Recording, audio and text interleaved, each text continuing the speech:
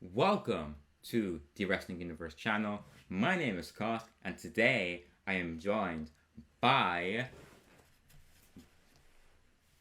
Jordan.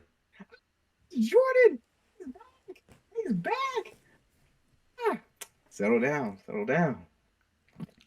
That was the best intro we've had so far. So today we're back, we're better than ever, and we have honestly probably one of our most interesting videos topic wise. Jordan, could you fill the people in? Ladies and gents, we got a myriad of good topics for you, but we're gonna start off pretty with a what I like to call a spicy story. Ronda Rousey leaving WWE. What are we This thinking? this is a very interesting one.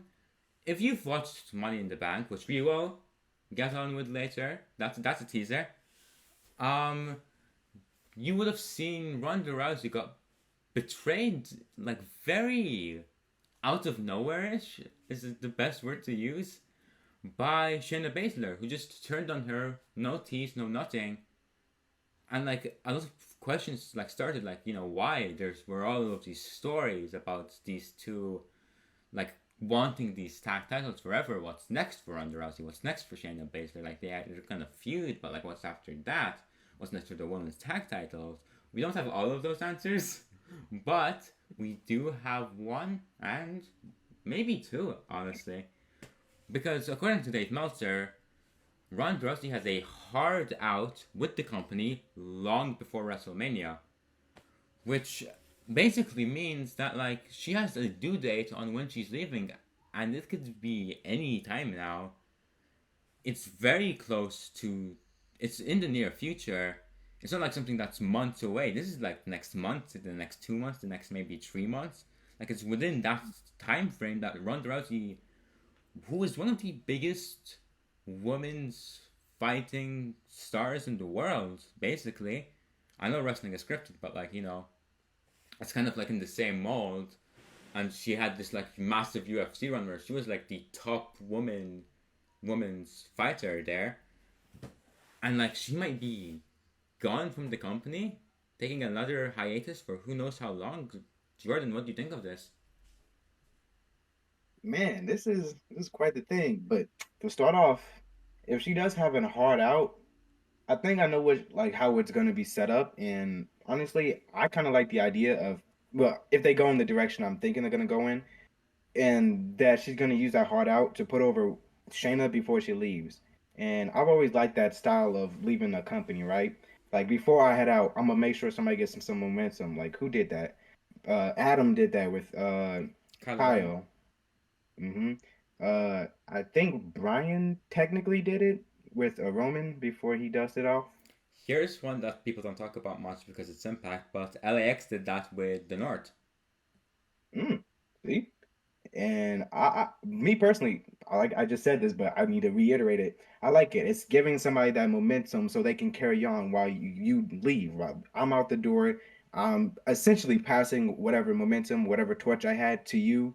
That's growing your fire. Go ahead, and that's good for Shayna because me and Cos were just talking about this. Shayna, she's a wonderful talent, and she can go in the ring, and but she's getting up there in age. She's surprisingly 42. She's older than Ronda. That surprised me, but she's getting up there in age, so it's now is her time to really uh, uh, capitalize capitalize on her moment.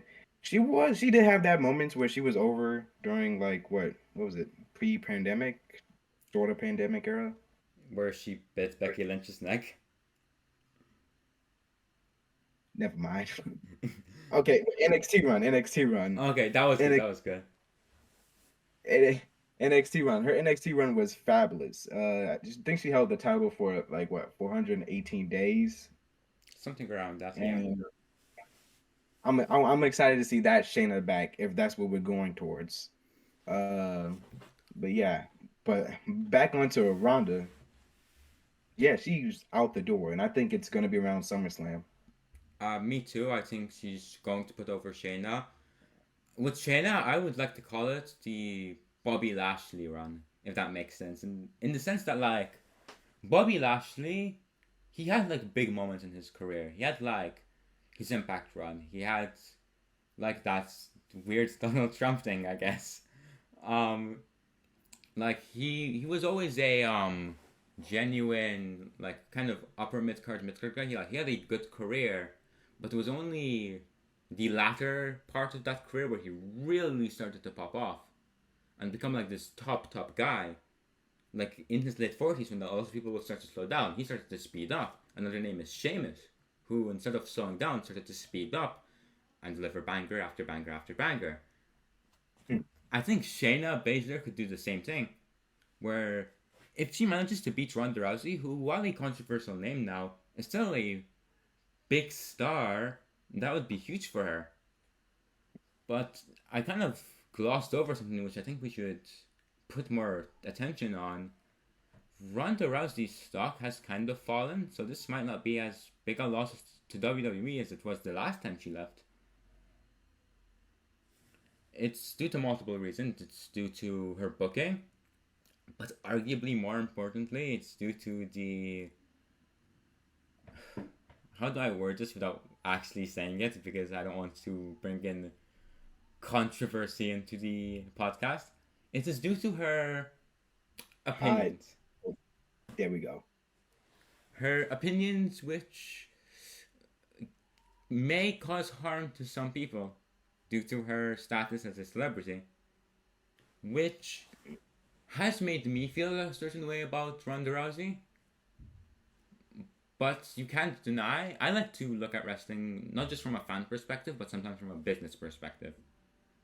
From a business perspective, you cannot deny Ronda Rousey's star power.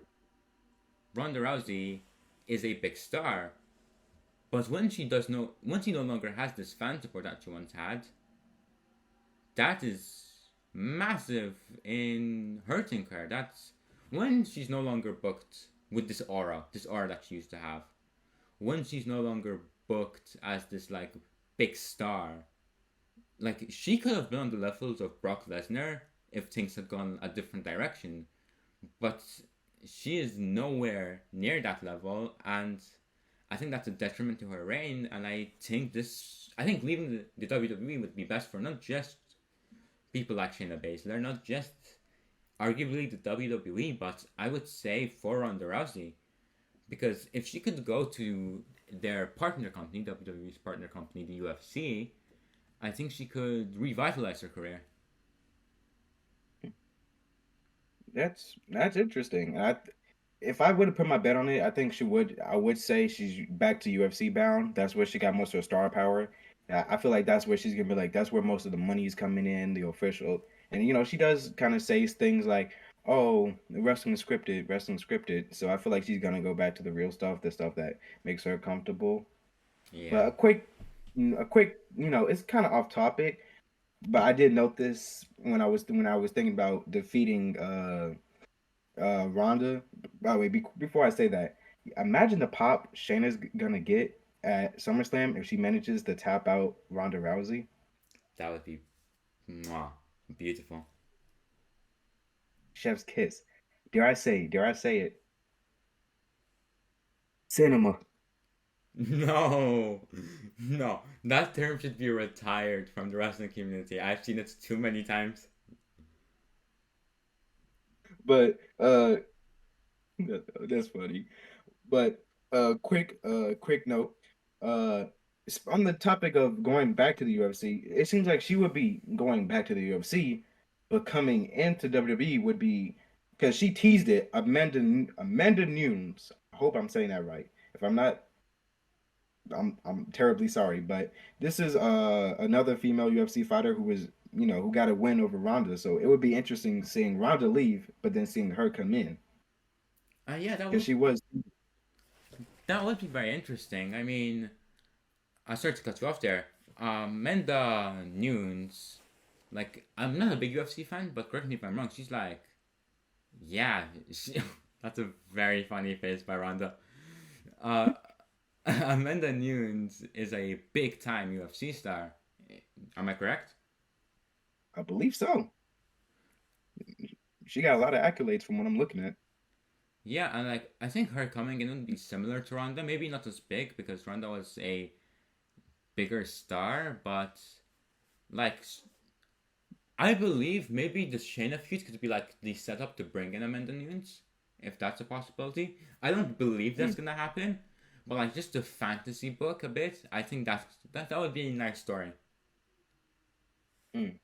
So overall, we can say that Rhonda is on her way out, right? Ronda's on her way out. Shayna is on her way in to the world title scene. Like, But and speaking on the way out, we gotta talk about Jade Cargill, I love the who way is you, also, I love the way what you would you say? pronounced Cargill. Jade Cargill. But apparently she's done with wrestling right now as we speak. Any thoughts? This is an interesting one because it's not like a surefire thing. Like the Ronda Rousey thing, like it's not like 100%, but it seems like quite likely. But with Jade, like it's just a bunch of question marks. Jade Cargill was asked if she's returning anytime soon, and she said no. Like just Yep. In a tweet I read, somebody asked Jade Cargill, "We miss you. Are you coming back soon?" And she responded with a simple no. Period. that wasn't her only like tweet in general because like this one person said that like she should be grateful for wrestling something in a much ruder tone. I think that's important to say, and she was like, Hmm. she said I was a big star before wrestling. Over I'm not sure if y'all can read that.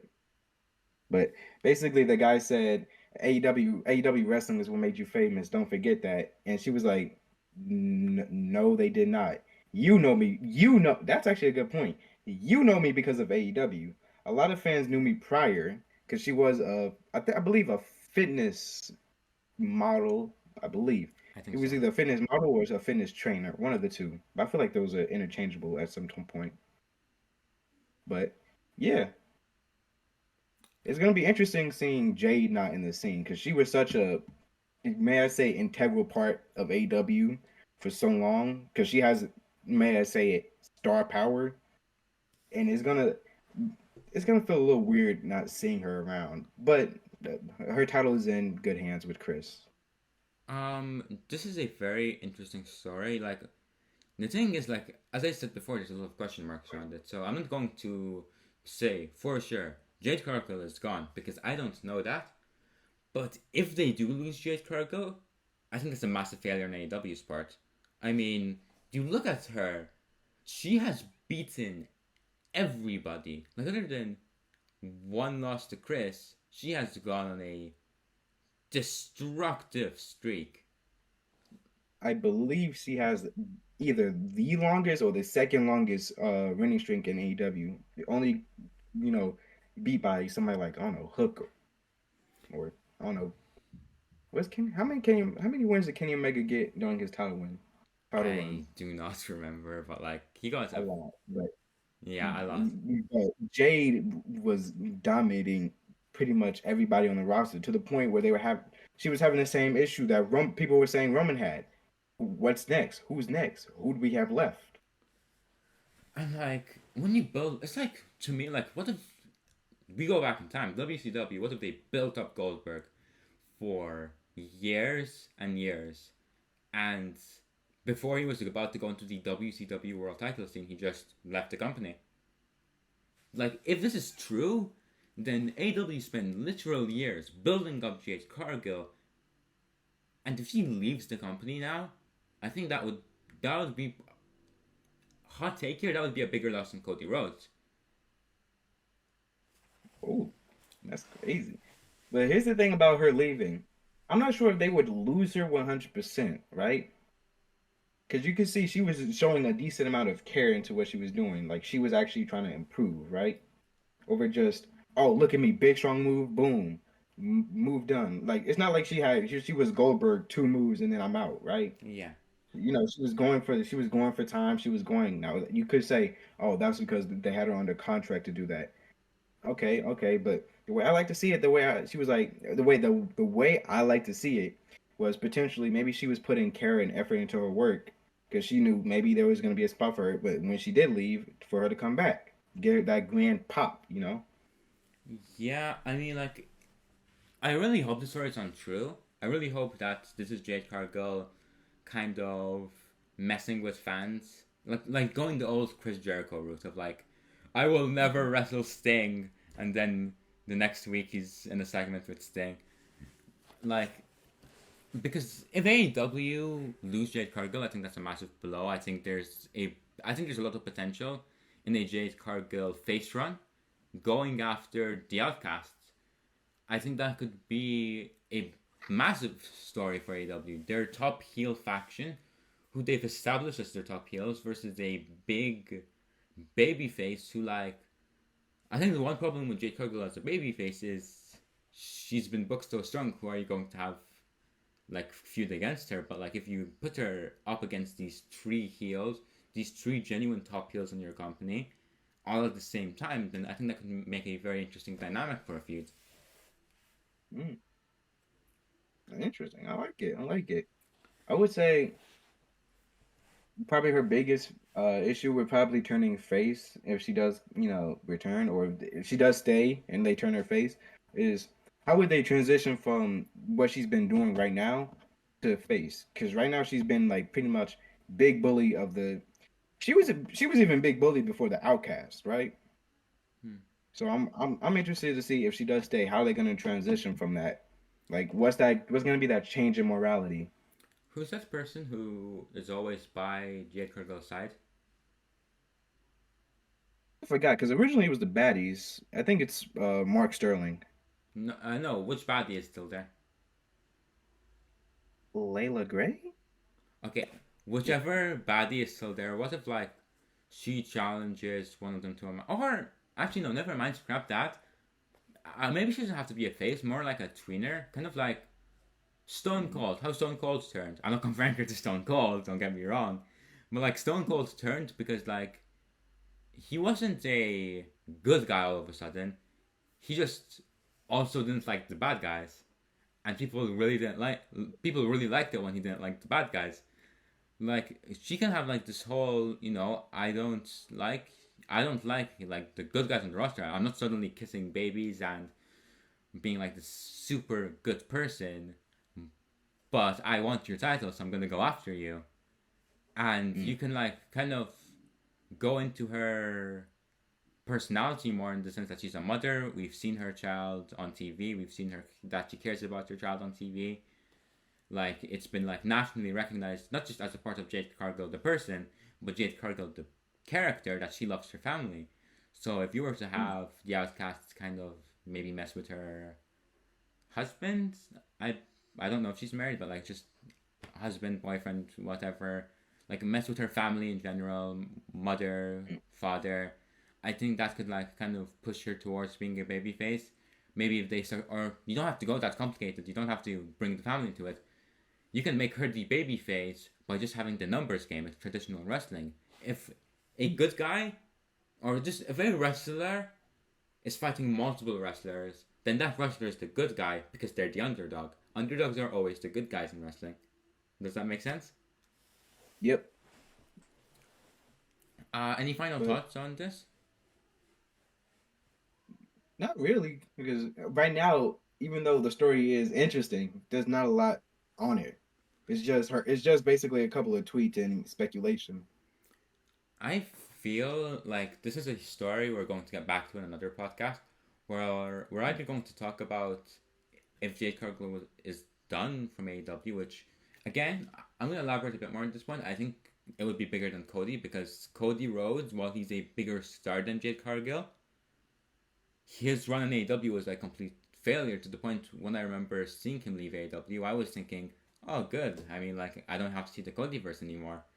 And I love Cody Rhodes' work now, so that's not disrespect to Cody, but like, I knew he wasn't turning heel, so I was like, yeah, sure, man, whatever works best for you. Whereas, if Jade Cargill leaves, that's someone they've been building up for years. That's someone who could potentially go to WWE if she doesn't retire from wrestling in general, and she'd be a massive star for them. That that's someone who they could have be a big star, be their top woman star for years to come. So yeah, my final thoughts would be that AEW has to do everything in their power to keep Jade happy, to make sure that she stays with the company for as long as possible. Yeah, I don't think AEW wants to lose this, top star they have and have been building. But speaking of building top stars, we're on to some New Japan content here, as New Japan has declared the new three musketeers of this generation. I'm gonna butcher a couple of these names, but the new, how do I say this? Riaya Musketeers. We're just gonna say new Musketeers. My fault, y'all. But it's gonna be classed of Shota Umino, Yota Tsuji, my guy, and Ren Narita. Uh, I'm gonna start off with this a little bit. Uh, to start off, each of the reactions were a little hilarious because first things first, you got. I'm gonna start off with Ren because Ren was more like, snap. I didn't know I was a three musketeer now. Okay, well, okay. He was more of the nonchalant guy when it came to her, right? Uh, but then you came to Yoda, and Yoda wasn't for it. Well, at least in character, I believe. I really hope it's only in character. But Yoda, he is not for it because his whole thing in New Japan is like, I'm ushering us into a new age. Follow me. We're going to new places.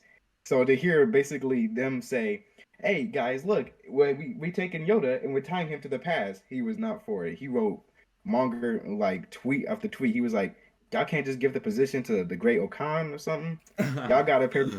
The what that had me dying. I forgot what he said about Shota Umino, but then he said, "Y'all gotta pair me up with Shota Umino." I think he called him a bootlicker or something. And then the knockoff Shibata. I was like, now why you do Ren like that shit? Yoda, What did why Ren you do do Ren like wrong? What did Ren do that? wrong? That's evil. So Ren has been pretty nonchalant. Yoda has been pretty vocal. And then you have Shota, who this is one tweet I think he wrote about the whole thing. Jesus Christ. At the top of it, he said, "Oh, sorry for a long sentence." I'm like, "Man, I ain't reading all that." And he's responding to the Great Okan. I'm not even. There you go. But anyways, but reactions aside, I did my little due diligence, did a little research because I was somewhat familiar with Shota Umino. Of course, ever since Shuji came back, I looked at his old stuff as soon as he came back and said, "Yeah, this one of my new favorite guys." And Ren, he can go in the ring. I'm not sure if a lot of people have seen this match, but you can find it on New Japan's website. He had a match with Buddy Matthews. That's a match I would recommend watching. It's really good. Umino, he's this innovator. Uh, Shota, he's that charismatic. They kind of when they was making the Three Musketeers, they were saying how these three kind of did align with the original Three Musketeers than the second generation Three Musketeers, which I found interesting. Any thoughts? No, anyways, I'm joking, I'm joking. Okay, Shota Umino, to me, is going to be New Japan's next ace. Like, it's written all over him. I prefer Tsuji too, to be honest, but like, Tsuji to me is going to be the top bad guy of New Japan, like the top heel for years to come. I think Shota versus I'm gonna say this like as a guaranteed thing, but Shota versus Yota, that's a sentence. Um, that's something that could main event Wrestle Kingdoms for years to come. I think they're going to be like each other's iconic rivals. I'm not very familiar with Ren Narita. I've heard of his name. I think I've seen some of his work. But like, if you're compared to Shibata of all people, then I think you have some promise. Like he's essentially been called like the modern Shibata. Like, yeah, it's very interesting. Like, I'm all for building the new generation.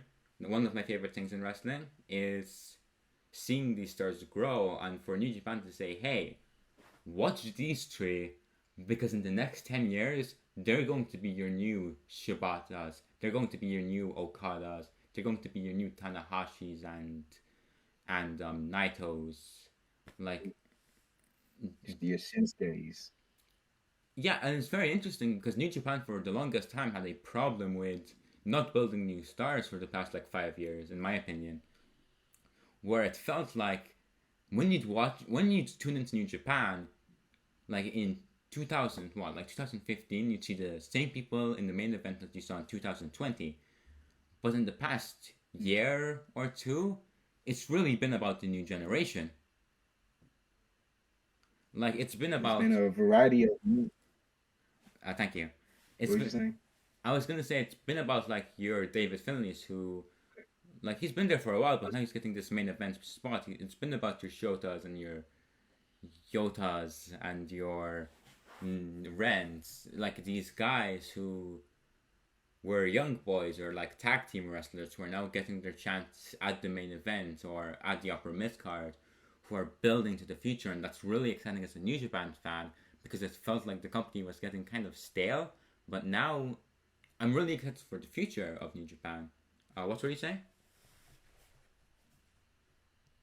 I'm excited to see how they build up these three guys. Because remember, with the Three Musketeer title, it's gonna come with pretty much a lot of things. They're gonna get a highlight in each of the factions. Because most people in New Japan are part of factions. That's one of the essential things in New Japan. Uh, Umino isn't part of a faction, I don't believe. I think he's technically just his home guy. Um, Uh, you said who's not a part of a faction? I believe Umino. Isn't he kind of a part of Blackpool Combat Club, like an honorary member? I think he's an honorary member, but I don't.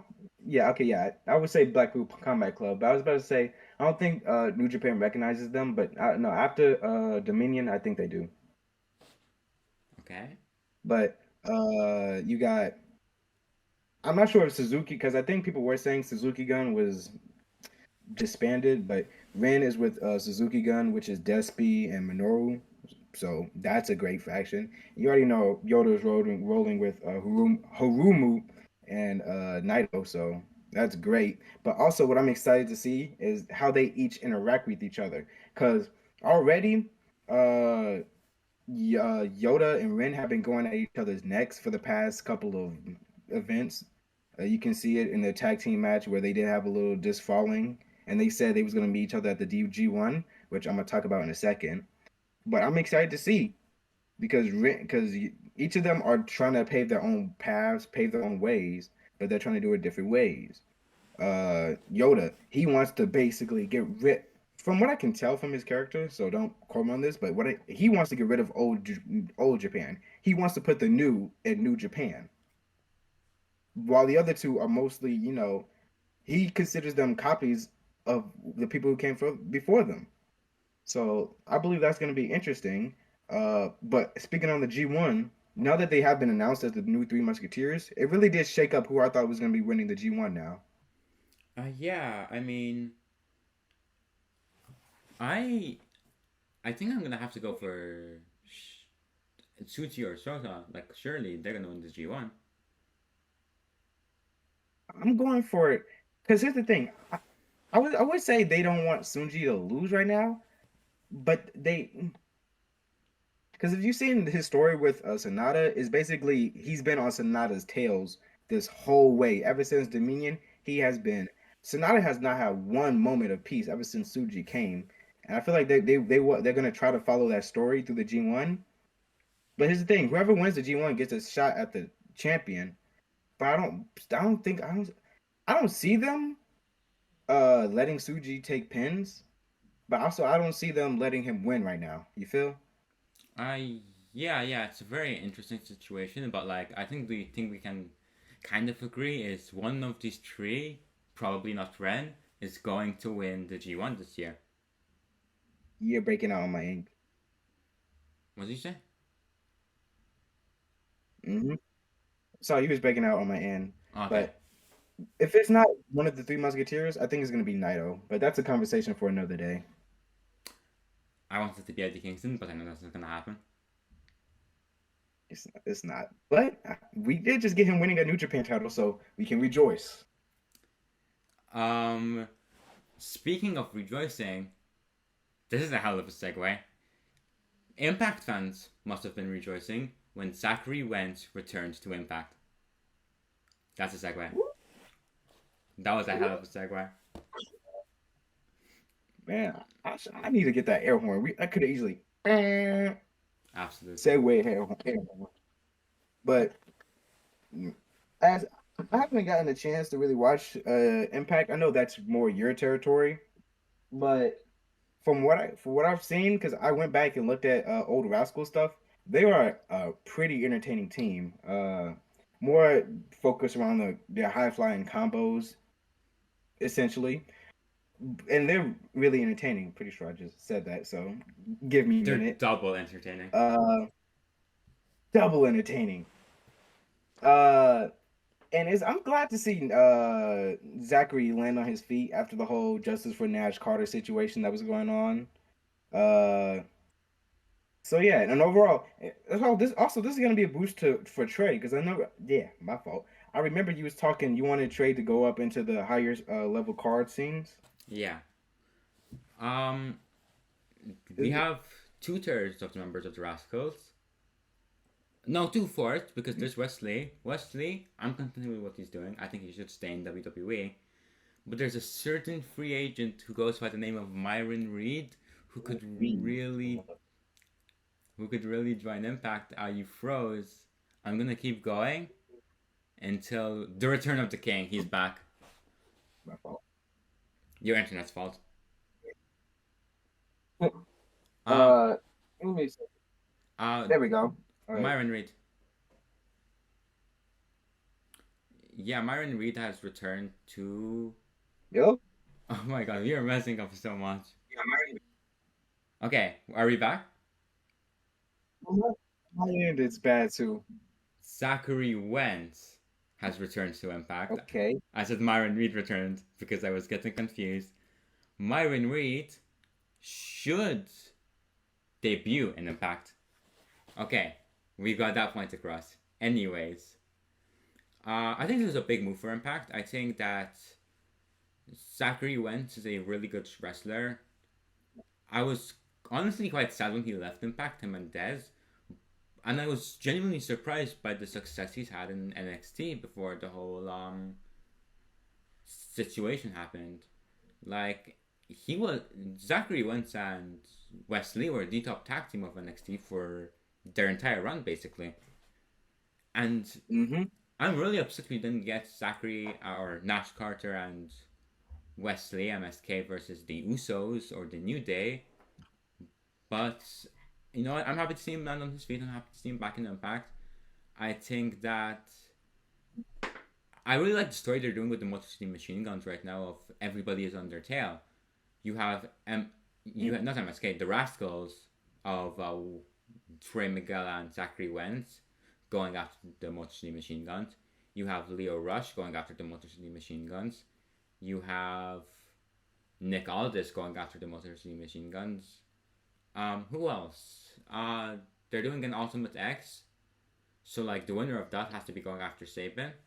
Like it feels like the entire company is gunning after the Motor City Machine Guns, and I think one of my preferred stories in wrestling is when everyone's after a champion. Mm.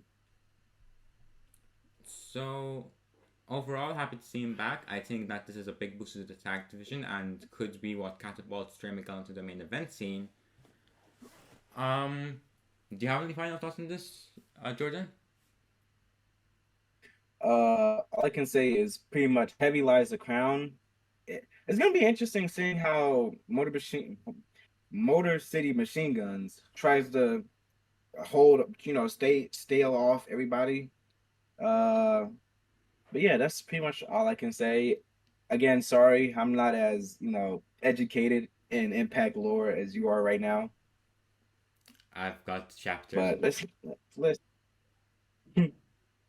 let's see. Give me 1 second. Let me think. Can you think of a transition? I can. Okay, hold on. So Zachary Wentz, formerly known as Nash Carter, used to be known. Zachary Wentz, formerly known as Nash Carter, used to be known as Nash Carter in WWE. Double Nash Carter. Do it. I was just in Italy, so I can say that. Um. uh, So his former home was the WWE, and speaking of the WWE, he had no, he didn't have because he's an Impact. WWE just had a pay-per-view in the UK. There we go. Money in the Bank. What the segue. Oh boy, it was not a good time for Jordan. It was not good times. I mean, most of the pay-per-view was alright, but the one match Jordan was looking forward to kind of kind of went the wrong way, but we'll get there when we get there. But let's start off with the men's Money in the Bank. I called it. I said there. Everybody was. What were you saying? I'm gonna have to stop you there and like just give a bit of lore to the people. We recorded a Money in the Bank predictions episode, which never went on the channel because of technical difficulties. And Jordan, as you were saying, everyone said LA Knight, and who did you say? I said Damian Priest. I said it was his time. And guess what happened? What happened? I saw him ascend that ladder. Now, I did miss the match because I didn't know it was on UK. So I didn't necessarily see him ascend the ladder, but I saw him ascend that ladder. Look at that bronze reach. Look at that bronze ring. Look at that glass ceiling. Said, I'm going to grab that ring. I'm going to break that ceiling. And my boy did. Mr. Senior Money in the Bank. I can shed tears right now. I was quite torn on this because I really like Damian Priest, but man, it looks like they're setting up Ricochet versus Logan Paul at Money in the Bank. LA Knight didn't win the Money in the Bank match. No, not Ricochet versus Logan Paul at Money in the Bank. Ricochet versus Logan Paul at SummerSlam. I'm very tired. I'm jet lagged. I'm sorry. So, what's next for LA Knight? Like, the two options, the two roads for him have been cut off. So, like, I can't really think what's next for him at this point. Remind me again, what brand is he on? SmackDown. What brand is Austin Theory on? Raw. Dang. Wait, for real? No, he's on SmackDown. There's a path right there. You can finally. The jet lag has destroyed me this podcast. I'm sorry, y'all. We're a little tired. He's jet lagged. I've been up since 3 a.m. It gives us personality. It's that grind set. It gives us this personality. There we go. Personality. But yeah, I can see them just quickly setting up a story like, Austin Theory goes out, makes fun of LA Knight. What, you 30-something years old and you can't even pick up a briefcase, and here I am, young. I got this Money in the Bank. LA Knight comes off, cuts him off. They run a program. He takes his title off at SummerSlam, and everybody gets that LA Knight. I know people were really reaching for LA Knight, and I could definitely see the disappointment a lot of people had when he didn't win. But I feel like he still has a lot of good moments in him that we don't have to worry about it right now. You feel? He's catching up in age. He's 40 something. I think he's like, yeah. I think he's but like, even then, we just discussed. What would you say? I think he's like borderline 40. Mm-hmm. But even then, we just discussed Finn. Never mind. We just discussed. It's been it was a hard pay-per-view for us Finn Balor fans, but we just discussed that people can have some. Shayna. Yeah, Shayna and Bobby. People can have some success in their later years. So I'm not really worried about. Sting is like 60 and still getting pops. I know, it's crazy. And like he's like, I'm not worried about it. Sting's like jumping off ladders. It's like, bro, I'm worried about you. Stop it, please. AJ and For an even closer example that hits closer to the WWE home, AJ and Ray, they're still in the ring. They still going at it. Yeah, it's like that's true, but like there were reports that WWE put him as a manager because of his age when he first came into the company. So I'm not Oh worried yeah, about it from a skill standpoint. I'm worried about it from a how they see him. yeah how they see him. Like, cause I think Knight like his when age starts to get to you, like the thing that will go down is your skills because that's how the body works. Hmm. But like LA Knight, no disrespect to him, isn't exactly noteworthy in ring skills. He has good in ring skills. Don't get me wrong. He's a good wrestler, but he is known for his promos. That just makes him special, and that's not gonna go away anytime soon. So as long as he can still wrestle a match like fairly decently, he doesn't even have to be good. He has to be decent. And I think he's gonna be decent for 5, 10 years, honestly. So, Hmm. so like I'm not worried about that. I'm worried about that WWE's booking of him. So this is a recap. We have a lot of matches to get into. So overall, happy for So Damien Priest. Poor LA Knight. Yeah. uh, so yeah, there were a lot of people involved in that match, much like the women's tag where we had four women going at it for the tag titles. The tag champions Shayna and Ronda, who are no longer a tag team, the defending against Raquel and Liv. And overall, this was a decent match. Decent match, I think it was, because when I came back, it was just ending. Because again, I forgot we was on UK time. But this is the match where Shayna did turn on Ronda, and it felt like it really did come out of nowhere, kind of. Yeah. Sorry, I was staring at my dog. She's very cute. She's sleeping. Um. Yeah. We already talked about this somewhat. So, like, I'm not gonna get into Ronda and Shayna because we've talked about that enough. But for Liv and Raquel, yeah, it was a decent match. It was a good victory for her. Liv Morgan's the first woman to beat Ronda 3 times, and as we talked about, probably going to be the only one. And well, my wonder here is again is what's next question? What's next for the women's tag titles? Because who's left to face really? I think the way in terms of like what fresh. No. I mean, besides the way they have, I forgot what their official name was. It was something like the complaint department or something. I think that's who they got left. Oh, Chelsea and Sonya. Like, yeah, that would be a good feud. You're right. But like, And then Caden and dang, I forgot their names. What's their tag team name? Caden and Carter Anonymous. and Casey. I forgot their tag team. Oh no, it's Katana. My fault, y'all. I'm tired, but uh, yeah, that's a tag team everybody loves. They can get their title shot. The witches are still somewhere around. The Witches.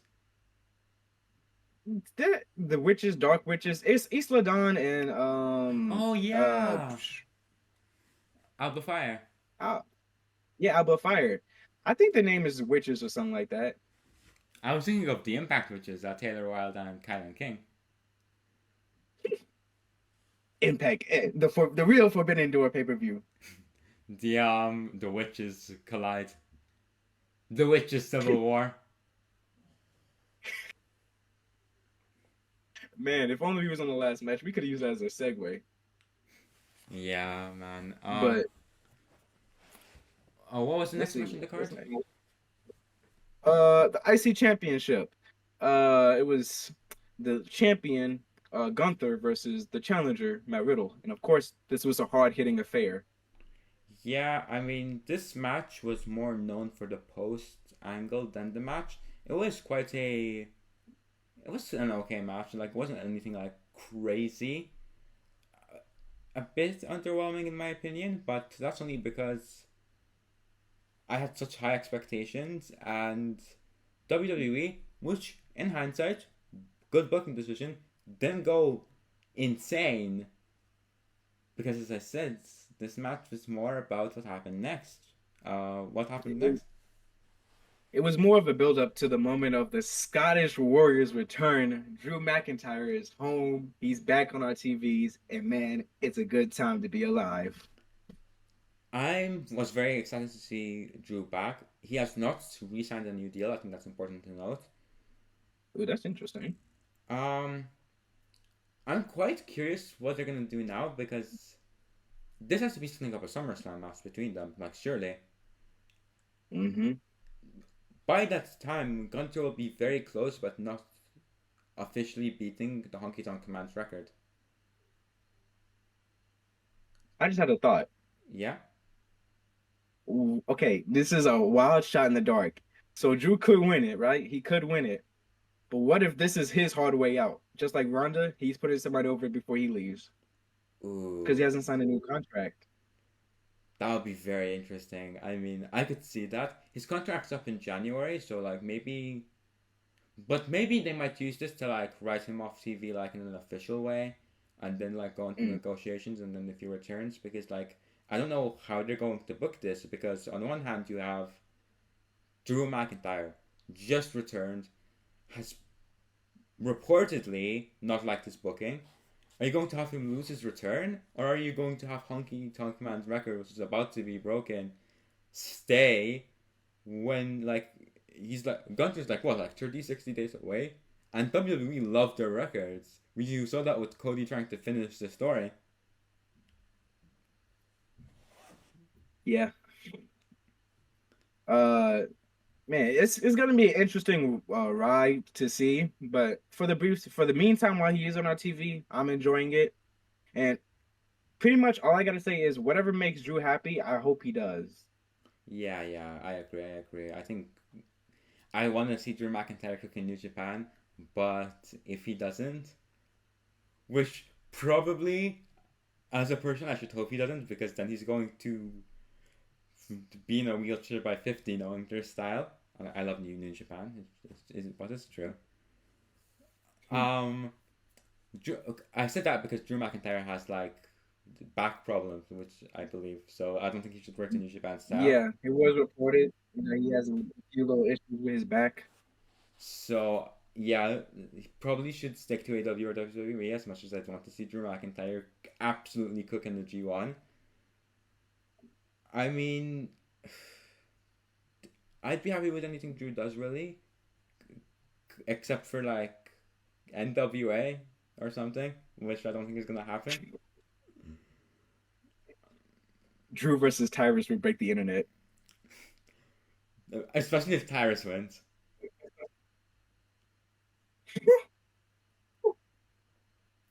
But jokes aside, Drew is, at least to me, he's one of the few things like in wrestling that he's a full package. Like think about it. He has the look. He has the mic skills. He has the in-ring skills. He has the two gimmicks you can go off of. He has the Scottish Psychopath and he has the Scottish Warrior. Those are two already made face and heel gimmicks that you could bounce off of. A literal full package. He has the size too. For those who like complain about He has size. the size. Um, Mhm. He has history with a lot of wrestlers. He has yeah, the accolades. He has it all. he's also not that old. Like he's at most mid 30s.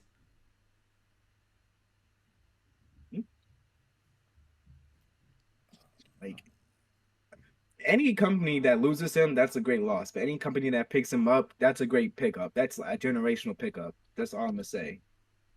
Drew McIntyre, if you're listening to this, which you're probably not, get that backing. Let's go. Get that bag, however you see fit. But speaking of bag, you know John Cena had to come back for that one more wrestling appearance bag when he had his little mic off with Grayson Waller. I'm more excited for a Grayson Waller feud than an Austin Theory feud, for one. And for two, this is the elephant in the room. We have to kind of talk about it. John Cena teased WrestleMania UK, which on one hand feels like WWE are seeing what AEW are doing at Wembley and going, oh, you wanna pull up at Wembley? What if we pull up and sell it out when you are like close to it, so we'll still get more than you? Which I don't think is the reason they're Mm. going because they've been teasing a Mania in the UK for years, but like it's a bit of pettiness which AW and WWE tend to show to each other. But like overall, I'm very excited for it. I think WWE in the Wembley Stadium would be huge, especially since selfishly I can go to those Wembley shows because I'm kind of close to the UK. So if I have a chance to go to a WrestleMania, I'm going to a WrestleMania. I don't care. I don't care if I have like the most important event planned in my life on the same weekend. I'm like, I'm going to that WrestleMania if it happens in the UK. So like, I'm all in on that. I would say the timing of them mentioning it, and if they do decide to pull the trigger soon, after so recently of all in, that would be a little suspicious, a little petty. But overall, it's pretty much the fans who are going to be eating good because they're going to try to put on because Wembley's a big stadium. They're going to try to put on as many classics on the card as they can to fill it up. And WrestleMania is a two night thing. Yeah, man, it's crazy. I mean, like the UK is really starting to have this resurgence back into wrestling after like months of not months, years of being kind of dead after Exposure. like NXT UK speaking out. Like it felt like all the momentum the UK was building just like died. The pandemic. Like I don't know if you remember, but like early 2010s, mid 2010s, the UK was popping off. Then NXT UK happened. Then speaking out happened. Then the pandemic happened, and like the NXT UK nor the UK, yeah, the NXT UK brand completely fell off. Like it's closed. So like the UK scene was completely dead. But now companies are starting to put shows on in the UK, and it's like big for the UK fans who had to watch their wrestling die. Like now they're getting these big events, and the biggest shows in the world are taking place in the UK now, which is crazy. The UK, my UK brothers are up and they are eating good, which is lovely to see. Overall, I wouldn't mind seeing WrestleMania in the UK because imagine all the moments that we could have in there. Like, let's see, what's a good moment? Of course, the Cody Rhodes "Woe" is gonna be big. The Seth Rollins singing, that's gonna be pretty huge. Let's see, what British stars they could bring back Pete Dunne finally. Oh yeah, that would be huge. Uh, Tyler Bate main roster debut. That would be a huge moment. Cook, Tyler Bate versus Pete Dunne, or Pete Dunne versus Walter, or Gunter. Pete Dunne dethroning Walter at WrestleMania? Question mark? Book Getting it. his lick back. I say book it. Actually, I'm throwing my hat in. That's a new contender to be Walter. Gunther. My fault. Triple H. Um. If you want our contacts, my Twitter is at Cosk151. His is I forgot your Twitter handle at night, at Demon Night, at something. Demon Activity 56. There we go. So Hey, I just want to check. That's all I want. so like But yeah, overall it's an interesting choice to make if they do have WrestleMania in the UK. I think it's going to be genuinely huge, like a huge story, but like something we have to kind of keep our eyes on. It's not going to happen this Mania since that's already booked, but next Mania I think it's going to happen. What's next on the card? uh, let's see. I'm trying to think of a good transition.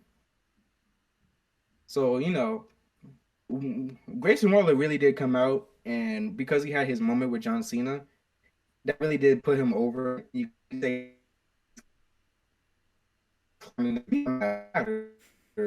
we have coming up, and it was an enjoy. You completely lagged out there. Oh, You sounded like a robot. technical difficulties, ladies and gents. It's getting rough out here. My fault. I said Grayson Waller, he had his moment with John Cena, so he's climbing that ladder of success. But speaking of climbing that ladder, Money in the Bank match. You got that one? We good? Kind of. Money in the Bank match, yes. Um, Frozen Money. the Money in the Bank match is a very. It was a very good match. Like I would argue, match of the night between the women. Mm. And like this is a recap. So I'm not gonna go like too into it. Like it's just a fun review, but like Io Shirai was the right choice for the winner. I'm just gonna say that I think she was a fantastic choice. Um, what did you think of it? Oh, my fault, my fault. I thought you was gonna continue. Um, yeah, I feel like everybody did play their part well. Zoe Starks and Trish, they had that thing where they were trying to work together to get them get Trish the title. No, get Trish the Money in the Bank. My fault. Um, my favorite part of the match was the descent. You can see the slow descendants between Io Sky and Bailey, especially when she pushed it off that. I thought it was over when she pushed it off the ladder and climbed it up herself. Me too. I would. Uh, Io Sky was the right winner. I really liked the ending. It was super creative when she like handcuffed them together. I feel like anyone mm, else winning would have been a bad choice. Like I would have been kind of down for a Trish one, but like Io Sky wasn't recovered from losing this match. Like this was her moment, and she got that moment, and I'm happy for her. What else can I say? I'm glad they pulled the trigger. This was the right decision, thick and thin. So yeah, we don't got much to say. I'm trying to stall for time because the next match really did hurt my Finn Balor fan heart. So it was Finn Balor versus Seth Rollins, and today we mourn the loss of Jordan's wrestling fandom.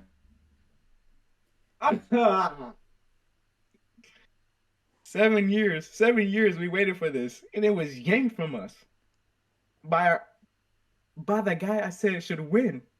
It's the ironic part.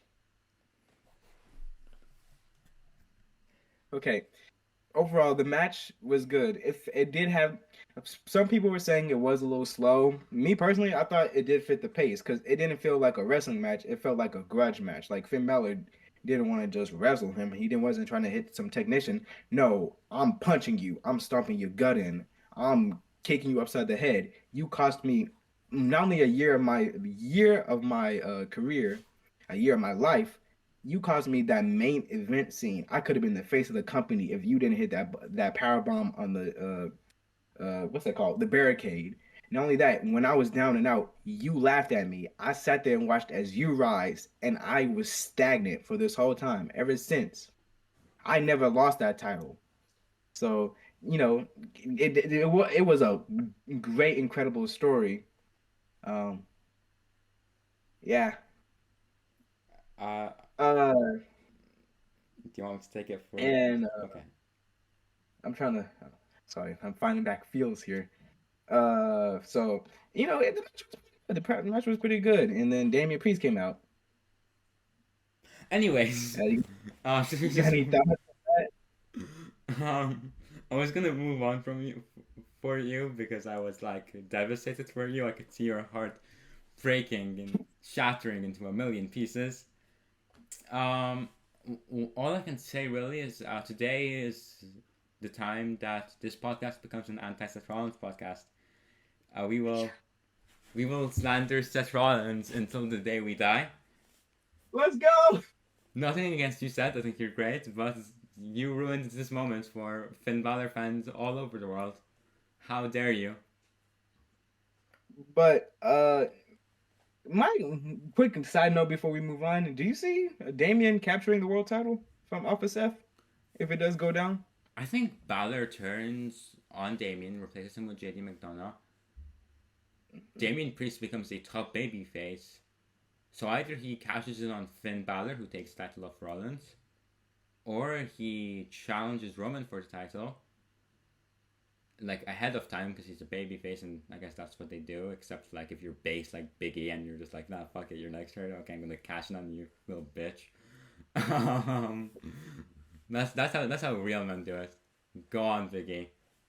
That's how real goats do it. Um, so I think Damian Priest is either going to win the title if it's the Raw title, or he's going to Mm-hmm. lose in like a competitive feud if it's the SmackDown title, Roman's title. So it really depends Mm. on who he catches it in on. My thoughts are, I really don't want it because we've been saying this for a while. We said it in the now deleted, forgone, reduced to atoms podcast when we was making predictions. But we don't want it to be like another failure of the men's Money in the Bank after we just had Austin Theory last year. So I kind of do want him to like get his moment, get that title win, even if it is for a short period. I think he should have a great reign, honestly, because like every single run in the past few years, it's been kind of mid. Hmm? I think he should have a long, good run, like to give prestige back to the title. So like I would have him cashing on Balor, and become like the top face of Raw, kind of similar to like Drew McIntyre's role in the pandemic. Mm. Uh, See, maybe if they do go back to Puerto Rico, it will be a nice Ooh. change of I say character because in Puerto Rico, even though he was still getting pops, he was the big bad guy. So imagine how I guess in a more of a cinema. Uh, sh- she wants to give her thoughts on the match. Um, Personally, she really liked it. She is a big Seth Rollins fan, and she hates Finn Balor. Ah, I see. I see. Seth Rollins All is for right, the bad bitches. What can I say? I'm gonna have to. I'm gonna have to take my leave. No. And I'm back. And she left immediately. She wanted to lay down. She's very cute. Is that Finn Balor's? That's fan energy. They just oppose each other. It's like the opposite side, the same sides of a magnet. They just push apart. Batman and Joker. Yep. But final thoughts before we move on. Finn Balor lost. My heart's broken, but this can lead to a lot of incredible things. So I'm really, I'll see it out. I have an interesting final thought. I still think Finn Balor is winning the world title from Seth. I mentioned this before, but I think he's going to kick Damien out. I think he's going to win the world title, and then I think Damien versus Finn is the program to go. You could Mm. hear you could hear the Seth Rollins fans coming for Jordan as we speak. I'll fight them all off by myself. I don't care. I waited 7 years. I waited 7 years for that moment. But speaking of waiting for that moment, we had Jay finally pinning Roman in the Bloodline Civil War. Let's go! This was fantastic. When I first was watching the match, I wasn't impressed. But as we got to that midpoint, I was like, "Oh, they cooking with fire. They cooking." And it was a little bits and details that made it entertaining for me. Like when Roman he tried to go for no, it was when they hit that tag team finisher on I think it was Jay and he went kicked out and Roman dang near started crying and Solo was looking at him like you the tribal chief and you crying in the middle of the ring in front of millions of people? You serious? Here's a And I prediction. thought that was Oh wait, you say yours and then I'll go on because I think it might be the same thing. oh yeah, okay. I'm interested. I'm more interested in what you were saying. I think Solo Sikoa is going to steal Paul Heyman from, or Paul Heyman is going to steal Solo Sikoa from Roman Reigns. Mm. That would be interesting. I thought it was gonna be more like okay, I'm going off on my own because I remember you made this tweet a while back. This is a little side note, but it attaches to what we're talking about. You made this tweet a while back. You was like, if WWE had their four pillars right now, who would it be? Like how AEW has their four pillars. Yeah. And in my mind, I was thinking, oh, this is simple. They have because it's the four pillars or young stars that they're going to be the future. It's simple. Austin Theory, Solo Sikoa, the two people on the main roster, and the two people they have kept separated for a while, and then Mello and Braun Breaker. Yeah, That's their, in my opinion, the four pillars. And I can see out of all these pillars, I guess Braun's kind of doing it right now, but Sola, I can see him being the big bad out of the four, like how MJF is to the into the AEW four pillars. I can see him. That's why he would take Paul Heyman with him. But I didn't think about it. Maybe Paul Heyman can get in his head like, okay, listen, Roman Reigns, he's kind of falling off. He ain't on shit no more. My fault. Uh, he ain't on nothing no more. So let's go. Let's dip. We're gonna make you the big star that you need to be. So that would be interesting. and Roman Reigns on the island of relevancy by himself. The island starts to sink. The tribal, what did he say? The chief with no tribe. I'm not gonna say. I'm not gonna say the word. I'm not gonna say the word. We use the word cinema too much. He said No. That didn't count. That didn't count. Um, that was the government. They manipulated my brain into saying the word, the c word. the tracker stopped. The tracker started. We're on those. The chip. We're on those Ronda Rousey conspiracies now. Oh, okay. Moving on. Another great spot. Another great spot that I think. I mean, a lot of people caught it, but I don't think a lot of people talked about it enough. Was the he how he kicked out with the low blow. Oh yeah, that was beautiful. Like that was Man, that's how Roman beat Jade the first time, I believe, right? I think that's how he beat a couple of people. He just went around low blowing people, and before he transitioned to the guillotine and then back to the spear. So, but yeah, that's how he beat Jay the first. No, I think that's how he got the upper hand the first time. That's what caused the match to shift until he eventually, Guillotine. speared him. Oh, spear. No, he guillotined Jimmy. That was Hell in a I Cell. think. All right. Okay. Yeah, but yeah, my fault. My mind is a little fuzzy right now. But yeah, it was a good callback, especially with the stack 'em and pin 'em. Oh yeah, Uh, this was like a look back at the history of the bloodline. They were bringing back the old spots, like, but like it. This followed the bloodline formula. The bloodline formula that's of a ref bump of Roman Reigns stacking the deck against them and beating his opponents, except for that one part. They deviated from Roman Reigns winning and they made it interesting by having Roman Reigns lose the match. I think what happens after this is going to be fantastic television. I think this is going to be the collapse of the bloodline, not as we know it, because we already saw that happen. I think this is going to be the last hurrah of the, the Roman Reigns character. this is gonna be the collapse of the tribal chief. Yeah, we saw the tribe go, and now we're going to see the chief go. I think after this, he's going to go to Hollywood after his world title run wraps up. Because he was trying to flex his little acting skills. Because after the match, they were recording him, and he did the whole I saw scream. that. I saw that. Did you see? Here's another thing to note. They announced. I don't know if this is official, but Yuso said something about like the tribal court of the tribal chief. Oh yeah, that's this Friday. To be honest, I'm very interested to see what they're gonna say in terms of promo wise. Also, something, yeah, I got an ad. What are they gonna say to their little brother? Because they kind of have just been beating on him senselessly, Oh like yeah. without the fault. Like, Like it hasn't even been like, "Solo, please try to come with us." It's just been. I wish I could get up and do a super kick to my camera, but I would probably break it. But it's just been boom, super kick, boom, super kick, boom, super kick to your own little brother, like mind you. they're just coming out during his matches where he's just like minding his own business and whooping him. He had that one match with Shane. I felt so bad for Solo. He had that one match with Shane, and she's like, "Yeah, I'm top dog. I'm top." Hey, is that my big brother's coming? Oh Lord, that's not. That's funny, but it's not. Childhood flashbacks of anyone with a sibling can relate. My little brother can relate. I go in there and bully him all the time. It's a big brother bully. Don't worry. A big brother bully, not like an actual bully. It's just like it's family business.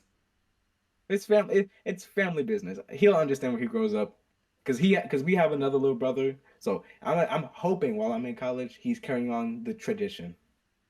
It's a legacy. It's your bloodline. Hmm. But speaking of tradition, wouldn't it be amusing if like the Chiefs came out, the person who gave him the alpha in the first place, I think that's what it's called, the alpha, the red ring that he wears around his. Imagine if they Oh, come out and they demand it back. that would be insane. Um, I need We need to see that. Bro, this storyline is so good.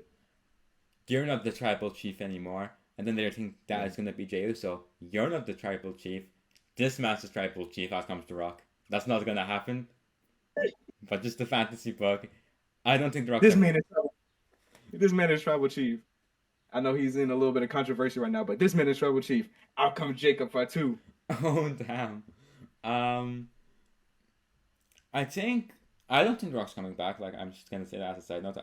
I've given up hope. He's getting the Hollywood money he's getting is so like. Have you seen like how they released like top richest actor and he was like Number right one. there? Yeah, it's I crazy. believe, yeah, he was high up. That Hollywood money is paying him good, especially with him doing Moana live remake now. I don't think he's coming back. So overall, what did you think of the show?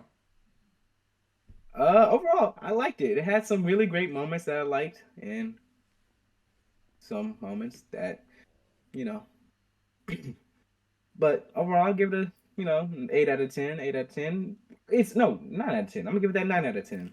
I'm gonna go with an 8 out of 10. I really liked the show. I think every match felt important. Every match was fun. There was genuine insane moments I did not expect.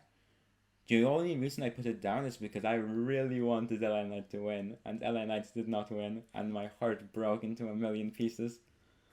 But other than that, fantastic. No, actually no. I'm gonna go 9.5 because I'm thinking of 0.5 from the LA Knight thing, but everything on the show was pretty much fantastic. What it should have been. Exactly, like It- and it wasn't. This wasn't just like a B level pay per view. This was like an A level pay per view. We had like big matches on this show. So I think that will do it for the podcast today. Thank you for joining us on this psychological podcast on the human brain of what happens when you put a man who has barely had any sleep and a man who has been on way too many planes in one podcast together to talk about some wrestling. Quick before we send off, shout out C4 Energy for getting me through this.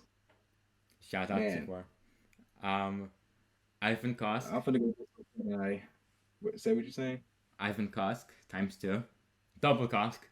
I've been joined by Jordan, who is mid gasp. Now he is. I'll do something. Jazz hands. Perfect. What a way to end the show. Thank you. Subscribe for more.